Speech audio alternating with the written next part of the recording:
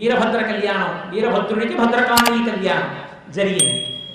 ఆమె వీరభద్రుణ్ణి శాంతపరచడానికి వివాహాన్ని ప్రాతిపదికగా తీసుకుని ఒక కన్యకగా వచ్చి అక్కడ వీరభద్రుణ్ణి శాంతింపచేసి పెళ్లి చేసుకుంది కనుక ఆ తల్లి ఎక్కడా లేని రీతిలో ఇప్పటికీ మురమళ్ళ అంటారు, మునిమండలి, అది లోకంలో తర్వాతి కాలంలో మురమళ్ళ కింద మారిపోయింది.